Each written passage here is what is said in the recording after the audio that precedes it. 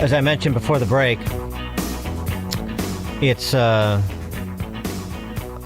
stunning in one respect and not surprising in another that you have big city mayors like BLM Brandon in Chicago and Brandon Scott, the two Brandons in Baltimore. I saw they were included in the Route 100 of the 100 most important or influential Black Americans. Really? But the Brandons of the world, the Zoran Mamdanis, the Karen Basses, all the big city mayors that are Democrat socialists or just straight up neo-Marxists, really a distinction in terms without much of a difference. One of the big ideas is to deal with the housing shortage and the affordability crisis in big blue cities, have the cities become landlords again. Government housing. BLM Brandon got $1 billion in bonding authority to turn the financial district into public housing projects. Cabrini Green, Robert Taylor Redux, huh? Because it was such a wonderful success story, wasn't it? A piece reviewing Howard Husock's new book over at Governing notes this about government housing. In New York City, 20% of violent crimes occur within 100 feet of government housing. 1 in 5 violent crimes occur within 100 feet of government housing. Just 3% of households in government housing comprise 2 adults with children. A majority of the units are occupied either by single moms or by the elderly poor. African Americans, who make up 14% of the U.S. population, make up 42% of the government housing population. Permanent dependency. I mean, maybe that's not the vision, and maybe it is, but it's been the result either way, hasn't it? And we know that all too well in Chicago. So what is the future of government housing and these 21st century gambits by mayors who have little respect for, much less have they learned any lessons from, the recent past in their own cities? Howard Husock is a fellow at the American Enterprise Institute and author of the book I was just referencing, The Projects, A New History of Public Housing. Howard Husock, thanks for joining us. Appreciate it. Thanks for having me, Dan. So, it's perfect, history of government housing. So give us sort of your contextual view of these real-time proposals from people like Mayor Brandon and Mayor Zoran. Well, they've learned absolutely nothing from the past. There's really not enough understanding of how public housing, there was no grassroots demand for it. It was progressivism on steroids. A small group of progressive thought leaders, unconnected with poor people and their need for housing, who decided they were going to remake cities completely, tear down huge neighborhoods. And they did that in Chicago, and Chicago suffered more than almost any other city. Not only by building the horrible high-rises you mentioned, Robert Taylor, Cabrini Green, Ida B. Wells, you can go on and on about them. Right, but good neighborhoods were torn down in Bronzeville. The idea that poor neighborhoods can be good neighborhoods, that's what Zoran and the Brandons, they don't get, that it's their responsibility to make modest income neighborhoods good neighborhoods rather than replacing them with a government landlord that has shown no capacity to manage property effectively. None. You know, it's interesting you mentioned that about upwardly mobile, middle income, majority black communities or neighborhoods. Bronzeville is a good example. I mean, you go back and read stories in the Chicago Tribune when they started tearing down the projects and they did scatter site Section 8 housing, moving people out of the city that were in those human warehouses called projects and moving them to South Side majority black neighborhoods and South Side majority black South suburban majority black communities that were actually doing quite well. I remember the story. I've read the stories in the Chicago Tribune. Black residents of Roseland on the south side say, like, don't send those people to our neighborhoods. It's not because we're racist. We're also black. It's because they don't have any socialization with home ownership. They don't have a stake in this community. You're just shoehorning them here without any consideration for what we've built in the neighborhood we have.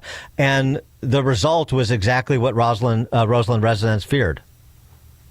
Right. What happened is Robert Taylor and the other projects became magnets for extremely poor people. At first, you had middle-class people move in there because it was a good deal. They were new apartments. Then they figured out, wait a minute, I don't own anything here. I want to move to a house that I own so I can accumulate wealth, like normal middle-class people. Right. And what happened was you had a magnet for poor people that deteriorated. And then that concentration of poor people became something that had to be dealt with. Couldn't be housed in Robert Taylor anymore because it was falling apart. So what did you do? You voucherized. And that's exactly what happened. They voucherized. They sent them not only to the south side, but the south suburbs, where middle-class African-American households were penalized because their hard work to get to those places was not understood and not appreciated, and their new neighbors were people who hadn't done what it takes to get to a middle-class neighborhood, get married, save money, get a down payment. Instead, you get to live here because you're poor. And that's what we had failed to appreciate among the lower middle class that had sacrificed so much to get to good neighborhoods. And that's, I mean, and Jason Riley in his review of your book, The Projects, talks about exactly what you're describing. You know, it's trapping people in poverty. That's what you've done. And if you just out-migrate them to another community, well, you're just exporting that same pathology. Right, because you have to make life sacrifices and good life decisions to buy a house, even if it's a very modest house, like the one that Pope Leo grew up in the south suburbs of Chicago, right? And that is no longer valued if you can just move into a cheap place because the government's paying for it. And the data on how long people stay is just stunning. 89% stay more than 5 years in a voucher house, 65% more than 10 years. 10% of New York City Housing Authority residents have lived there for 40 years or more. So you use the term long-term dependency. That's exactly right. And the other thing, too, just going back to Riley's piece, that's sort of an important point he makes.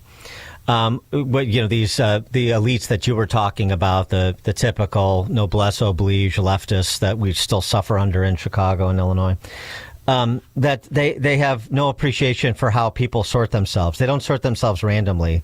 They sort themselves, and this is a black sociologist, Franklin Frazier's landmark study of residential housing patterns in black neighborhoods in the 1930s. They sort themselves by education, income, family formation, rates of delinquency, other factors, just like any other ethnic groups do.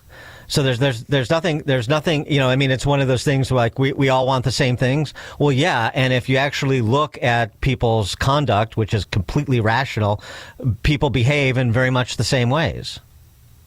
Yeah. And it's really interesting if you read the history of the early 1950s when there were desperate and huge and bitter political battles about where to site public housing in Chicago. It was transfixed the city at that time. And you had middle-class black residents opposing new public housing moving in their neighborhoods. And that's why it ended up concentrated on the lakefront and on the State Street corridor, because not only white but black residents opposed it coming to them because they understood that it was not a shared value system, as you point out. But this time, when we do it down LaSalle Street in the financial corridor, it's going to be different, Brandon Johnson tells us. The thing to realize about it is it just does no benefit to the poor. That's where my heart is. What do we do to help people advance? Anybody who calls himself a conservative who is not worried about upward mobility and helping lower income people advance is not really part of the American experiment in a positive way. And if you can't buy and appreciate your residence, you are not part of the American dream. And so any scheme that directs you into government-owned housing where the government is the owner and you can never be the owner is doing nobody a favor. And guess what? The government can do some things efficiently. It didn't do a bad job cutting checks, if you think that's a good idea. People get their Social Security checks pretty much on time. But the government has no experience with real estate management. You need incentives, professionals, and it has no track record. The capital needs of the New York City Housing Authority, which is by far the largest public housing authority in the United States, 177,000 apartments. Can you imagine that? They have $78 billion in deferred maintenance. Deferred maintenance means the ceilings leak, the toilets don't work, there's mold on the walls. And that's what poor people have to live in because the government doesn't have the expertise to manage real estate. So when the Brandons and Zoran say we're going to have the government take over again, be very wary. Yeah, I mean, look, everybody knows this, too. I mean, the CHA, Chicago Housing Authority, has about the same reputation as the Chicago public school system. Nobody is banging on the door to say, I want to, participate in what you're doing, except these slumlords. And that's another part of the history of government housing, too. These, leftist honkies live in places like Highland Park who enrich themselves by being slumlords subsidized by the federal and state and local governments. It's a great deal to be a housing choice voucher, a.k.a. Section 8 landlord. It's a great deal. The government direct deposits the rent into the account every month. You don't have to go out and collect in poor neighborhoods, which can be hard work. The government just pays you on time every month. Maybe the tenants pay their 30%, maybe they don't. But you don't really worry about that because you're getting paid every month on time. And there are property owners who have thousands of these units. So they specialize in voucher housing. Not sure if they live in Highland Park or wherever, but somewhere on the North Shore, it's not unlikely. Mm-hmm. Yeah, I mean, that's something that needs a full vetting too. I mean, it's with that much money, there are people that know how to game the system, and there are about many of them, not all, many of them, especially the bigger players, are about as good a landlord as you were describing the New York Public Housing Authority. Well, they don't really have an incentive to maintain the properties. In theory, HUD inspectors are supposed to come out and make sure there are no roaches. But, good luck with that. So they don't have an incentive to maintain because the tenants can't withhold the rent. The government pays it every month. So they're in a whole different universe of landlorddom. So, speaking of solutions, we know that central planning is a catastrophe in this area of policy, as in all. But so what's a small c conservative approach to uplifting people that are wanting to climb the rungs and want to own property and build wealth and are trying to do the right things and they're starting from a difficult position? Right. I mean, it's pretty clear, I think, from my book, I'll plug it again, The Projects, A New History of Public Housing, that I wouldn't have invented it in the first place, but here we are. We've got hundreds of thousands of units, hundreds of thousands of voucher units. We need to change the rules to incentivize people to become upward mobile. The most important thing we can do first, and the Trump administration is considering this, is a time limit on how long you can spend. The Trump budget has proposed a 2-year time limit. That would be a sea change because, as I said before, most people are staying more than 10 years. And if we say there's a time limit when you move in, probably have to do it for new tenants. Say, get prepared. Save your money. And guess what? We're going to change the rules for the rent. The rules right now are these. It's hard to believe this. The more money you earn if you're a public housing resident, the higher your rent. Because you pay 30% of your income in rent. That means if your rent goes up, your income goes up, your rent goes up. Who in his right mind in the private market would ever sign a lease like that? But we we subject the poorest tenants to that. Change that, let them have a flat rent. The money they might have paid because their income was going to put that in a savings account so that after the time is up, they're ready to move on. So we got to change the rules the way we did with welfare, 5-year limit we did on welfare in 1996. It worked. We need to do the same thing for housing subsidies, which are much bigger right now than cash welfare. Very good. Howard Husock, he's a fellow at the American Enterprise Institute. His new book, The Projects, A New History of Public Housing, particularly salient given mayors like Brandon Johnson and Zoran Mamdani these days. The Projects, A New History of Public Housing. Howard Husock, thanks so much for joining us. Appreciate it. It's a real pleasure, Dan. Stay on for me if you can afterwards. Sure deal. And Howard Husock joined us on the Turnkey.pro answer line. This is Chicago's Morning Answer. Hallelujah! Holy On AM 560. Where's the Tylenol? The Answer. Are you a small business with just a couple of computers? Or maybe 50? Then listen up, because your business deserves the same protection and support the big guys get. Small businesses are the backbone of our country, and they're often overlooked. Not with Turnkey. We're entirely focused on the small